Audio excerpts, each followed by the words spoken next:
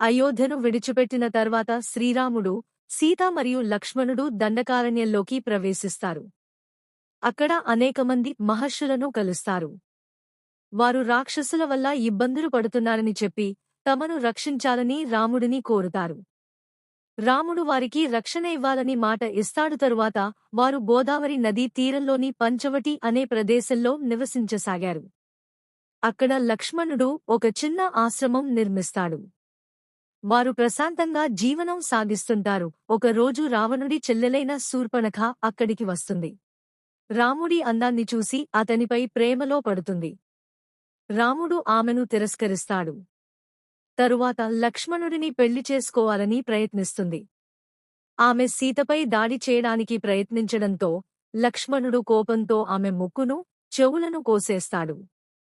అవమానంతో కోపంగా ఉన్న శూర్పణఖ తన అన్నలైన ఖర, దూషణ దగ్గరకు వెళ్లి ఫిర్యాదు చేస్తుంది. శూర్పణఖ మాటలు విని ఖర, దూషణ పెద్ద సైన్యంతో వచ్చి రాముడిపై దాడి చేస్తారు.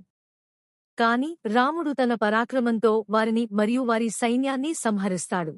ఈ విషయం తెలుసుకున్న రావణుడు కోపంతో సీతను అపహరించాలని నిర్ణయించుకుంటాడు. తన సహాయకుడైన మారీచుని పిలిచి అతనిని బంగారు జింకగా మారమని చెబుతాడు.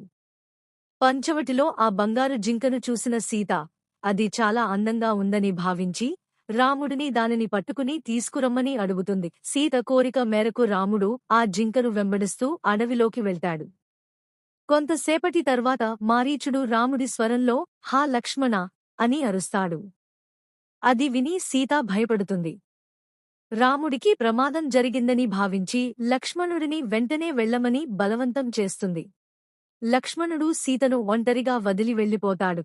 ఈ అవకాశాన్ని ఉపయోగించుకున్న రావణుడు ఒక సన్యాసి వేషంలో వచ్చి సీతను మోసం చేస్తాడు.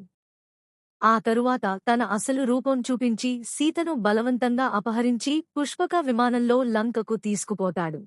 సీతను తీసుకెళ్తున్నప్పుడు జటాయువు అనే వృద్ధ గరుత్మంతుడు రావణుడిని అడ్డుకుంటాడు. అతను ధైర్యంగా పోరాడుతాడు. కాని రావణుడు అతన్ని తీవ్రంగా గాయపరుస్తాడు. రాముడు తిరిగి వచ్చి సీత కనిపించకపోవడంతో చాలా బాధపడతాడు. లక్ష్మణుడితో కలిసి అడవిలో వెతుకుతాడు. మార్గమధ్యంలో గాయపడ్డ జటాయువును చూసి జరిగిన విషయాన్ని తెలుసుకుంటాడు. జటాయువు అక్కడే ప్రాణాలు విడిచిపెడుతుంది.